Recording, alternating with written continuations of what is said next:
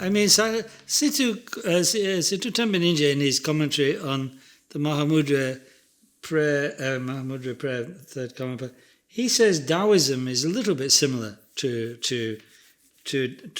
Dharma. He says that Taoism seems not to have such a strong self view, but it's kind of eternalist because they believe in like an eternal reality, the Tao or whatever. And he says some kind of burn, but some burn also is actually really just secretly Buddhist, to be honest, I think. So that's maybe Taoism. Of course, Sutra Timbaninja, right in the 18th century, didn't know anything about Western.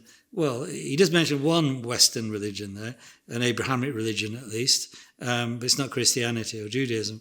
And he obviously doesn't think Buddhism is close to that at all, that particular one. But I don't know, there's bits of Christianity that are nice. Like I say, the moral teaching, I've said quite often, some of the moral teaching of Christianity is quite similar to Buddhism. It's, so where we see some things that reminds us of Dharma, we should rejoice in it. Because we should rejoice in any goodness done by anybody, religious or not. So, yeah, there's bits of Christianity that are similar to Buddhism. I'd struggle to find much similarity between Mesoamerican blood sacrifice religion and Buddhism, but, I don't know if they're about that so much. I don't know. I don't know. People say the Sikhs are nice. Rinpoche said how hospitable the Sikhs are and quite... they're theists, of course. Their view is not the same as Dharma. They're theists.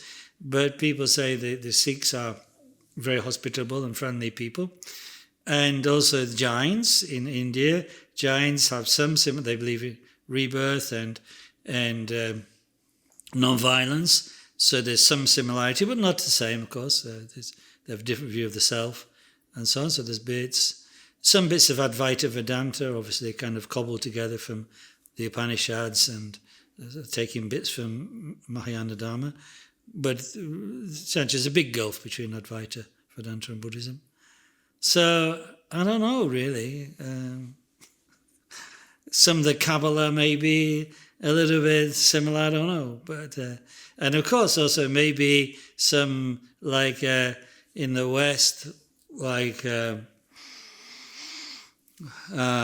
Orphic tradition, because they at least taught about rebirth, and the Neoplatonic tradition might be a few echoes there. Some of the Gnostics like Basilides and Valentinus.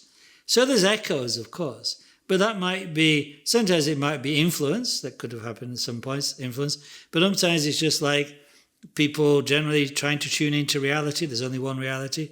And people have different glimpses of it. We just think the Buddhist one is very distinctive and without error.